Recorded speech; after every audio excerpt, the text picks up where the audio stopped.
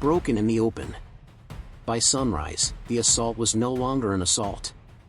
It was a trail of burning vehicles, scattered survivors, and radio calls that no longer reached anyone who could help. What was supposed to be Russia's hard punch into a vulnerable Ukrainian sector had collapsed in the open. Elite assault teams had made it through the first line of movement. Some even reached the edge of the objective. And then the corridor behind them died. On that stretch of the eastern Ukrainian front, the geometry of the battlefield mattered more than the reputation of the men sent into it. Low rises, winter-broken fields, thin treelines, dirt tracks turned into channels of movement. A village cluster sitting behind defensive belts and observation posts. One approach road wide enough for speed, but narrow enough to be watched. One shallow gap in the mine coverage that looked like an opportunity. It was not. The Russian plan was simple enough to be dangerous. Hit fast before dawn. Use artillery and glide bomb pressure to stun the line. Push assault groups through what looked like a weak seam.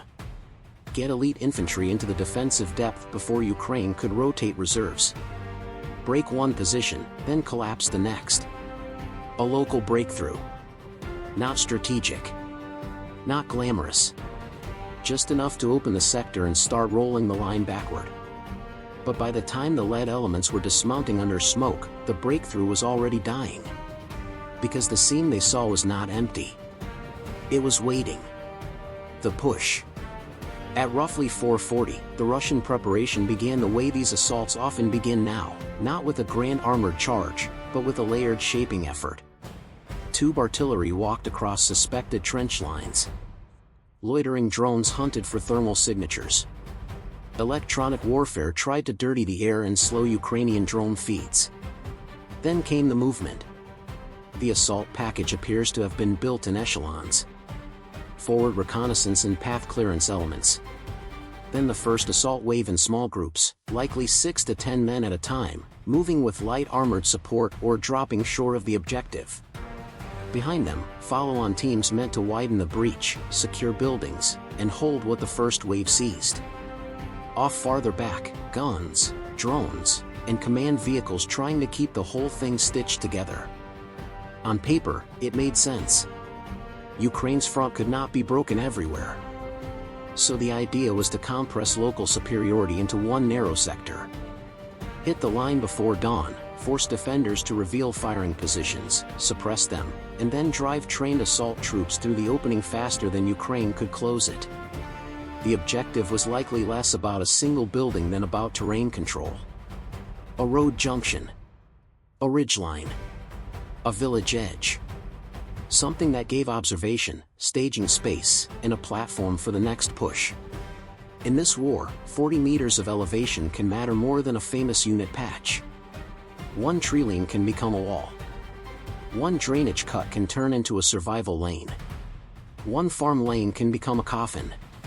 And Russia knew that. That is why they did not waste this push on unprepared infantry alone. They sent formations expected to move under pressure, keep spacing, breach under fire, and hold momentum after first contact. The problem was that momentum on this front is not just about speed. It is about surviving the next 3 kilometers. The elite edge. These were not meant to be disposable troops stumbling forward blind. The logic of using elite assault units was clear. Better discipline in the dismount. Better small unit coordination. Better reactions under drone pressure. Better performance in the last 600 meters, where minefields, trench lines, and pre-registered fires usually shred ordinary assault groups. In older wars, that edge might have been enough. But Ukraine had spent 2 years turning likely approach corridors into layered kill spaces. Not just trenches. Not just mines. A system. Forward observers hidden deeper than the line suggested. FPV drone teams positioned for lateral angles, not just frontal attack. Mortars covering the pauses between artillery missions. Anti-armor teams waiting for vehicles to turn or bunch. Secondary positions set back just far enough to survive the first wave of fire and then re-engage the assault when it committed. That is what made the trap possible. The Russian commanders were likely not wrong about Ukrainian weakness in the first line. Some positions may have looked thin. Some bunkers may have been abandoned or partially destroyed. A few defenders may even have pulled back on purpose. But this was not collapse. It was shaping. A battlefield designed to invite a push just deep enough to stretch it. And elite troops are often the first to trust a breach once it begins to open. They move through the scene because that is what trained assault troops are built to do. They exploited contact. They pressed into smoke. They assumed the brief silence ahead meant suppression was working. What they did not see was the way the map was turning against them. The lane ahead was open enough to enter, but too narrow to reinforce quickly once drones fixed the route. The fields on either side were broken by mines, soft ground, and observation. The treeline that looked like cover was already registered. The village edge ahead offered concealment, but also blocked line of sight with the rear. The deeper they pushed, the harder it became for Russian fire support to distinguish success from chaos. And once that happened, the assault stopped being an attack. It became a target package. The empty gap. The hidden weakness was not courage. It was shape. Ukraine did not need to stop the first Russian teams at the start line. It needed them farther in, when spacing broke, radio traffic thickened, casualty evacuation slowed, and the attack stopped being a formation and started becoming a string.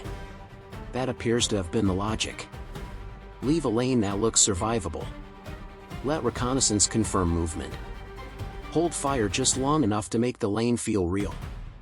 Force the assault commander to commit the second wave. Then strike the route behind the lead elements, not just the lead elements themselves. At around 5:20, the first serious shift likely hit. Not a dramatic explosion that ended the battle in one moment, but a chain of small tactical losses. A vehicle mobility killed near the approach. A drone hit on a team carrying additional ammunition. A mortar burst walking onto a tree line where troops paused too long. Another FPV drone catching a vehicle trying to reverse out. Then more artillery onto the same grid because the route had now declared itself. The safe route was the kill zone. This is where battlefield reputation begins to fail. Elite assault troops can fight through contact. They can push past the first hit. What they cannot do, no matter how trained they are, is solve a corridor that is being closed from both ends while under constant observation. Distance turned into isolation. The lead assault groups were now close enough to the objective to keep moving, but too far forward to be casually extracted. The follow-on elements behind them were taking fire. Medical evacuation slowed. Resupply stalled. Drone pilots on the Ukrainian side no longer had to search. They had a lane. They had bunching. They had heat. They had men forced to choose between forward movement into uncertain positions and backward movement through known fire.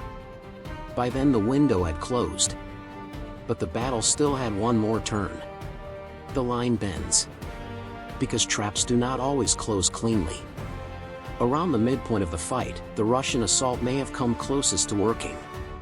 A Ukrainian strongpoint on the forward edge was likely damaged or temporarily abandoned under bombardment. One of the Russian lead groups pushed into the first cluster of positions. Another team reached the outskirts of the settlement or trench not beyond it. For a few brutal minutes, it may have looked as if the defenders had miscalculated and let the enemy penetrate too far. This was the dangerous phase for Ukraine. When a trap takes contact, it also exposes itself. Firing positions reveal. Drone teams burn batteries fast. Artillery needs correction under pressure. If the attacker keeps enough mass moving, the defense can be overwhelmed before the kill zone fully matures. And for a short time, that risk was real. Russian fire support intensified. More shells. More glide bomb pressure farther back. More small groups trying to slip through damaged sectors. Ukrainian communications in parts of the sector may have degraded under jamming and battlefield damage. One reserve movement was likely delayed. Another route may have come under observation. Suddenly the battle was no longer about punishing the assault. It was about whether the defense could seal the breach before the Russians turned tactical penetration into positional gain. This is where less disciplined troops might have panicked, thrown reserves in too early, or fired everything at the lead element and ignored the corridor. Ukraine did the harder thing. It kept the trap focused on the shape of the attack. Not just the men in front. The route. The spacing. The reinforcement rhythm. The vehicles trying to hand off ammunition. The casualty pickups. The node behind the node. That decision changed the fight. The hammer falls. By roughly 6:10, the decisive action came into view. Not a single heroic charge. Not one miracle weapon. A coordinated kill chain. Ukrainian reconnaissance drones held the approach lane. Mortars and artillery bracketed the rear of the penetration. FPV teams hunted any vehicle or cluster that tried to restore flow. Anti-armor teams watched the edges where vehicles would instinctively turn for cover. And then the reserve element moved. Not in a dramatic wave across open ground, but in the only way reserves survive on this battlefield: broken movement, concealed routes, short dashes, hard timing. Their job was not to retake every meter immediately. Their job was to shut the door. Once that happened, the Russian lead elements faced the worst condition in modern ground combat: cut off under observation. No clean reinforcement. No clean withdrawal. No reliable concealment. Every pause became visible. Every attempt to regroup created a signature. Every damaged vehicle became an obstacle. The breakthrough was now clogging itself. Some assault teams likely kept fighting from shell holes, ruined structures, and tree stumps blasted down to splinters. Some probably tried to push farther forward because going back looked worse. Others attempted partial withdrawal in ones and twos. But elite training cannot reverse battlefield physics. Not when ammunition runs low, casualty burden rises, and every movement lane has already been fed into someone else's tablet screen. By 7 o'clock, the assault had lost its operational meaning. Even where Russian troops still held fragments of ground, they no longer held a viable breakthrough. They held exposed points inside a fire sack. And then the final cruelty of such traps took hold. The men in front kept paying for a decision made far behind them. What collapsed? When the smoke lifted, the battlefield outcome was not measured in speeches. It was measured in wrecked mobility, broken assault sequencing, and the loss of troops who had been sent precisely because they were supposed to be better than this. Russia had not just lost men. It had lost quality. Assault experience. Small unit cohesion. Confidence in a tactic that only works when pressure stays continuous. That matters. In a long war of attrition, elite units are supposed to buy momentum. Here, they were consumed trying to force a geometry the defender had already designed against them. Ukraine's victory in this kind of fight is not always dramatic on a map. Sometimes the line barely moves. Sometimes the village remains contested. Sometimes the terrain gained or lost can be measured in tree belts and cratered roads. But tactically, the meaning is enormous. If you can force elite assault units to enter the wrong shape of battle, you do not just stop an attack. You raise the price of the next one before it even begins. And that is the deeper lesson here. This war keeps punishing prestige that outruns adaptation. Elite troops still matter. Firepower still matters. Shock still matters. But on a front saturated with drones, mines, registered artillery, and layered observation, the side that sees the corridor first often decides the outcome long before the first assault team crosses it. What looked like a Russian breakthrough was, in the end, a Ukrainian design problem solved in fire. The trap was not just explosive. It was structural. It turned speed into exposure, skill into overcommitment, and elite assault power into a burning queue on a road that had never really been open. And if you want more battlefield breakdowns built on how victories actually collapse, subscribe. Because in Ukraine, the most dangerous battlefield mistake is not underestimating the enemy. It is mistaking an opening for an opportunity when it was built to become your grave.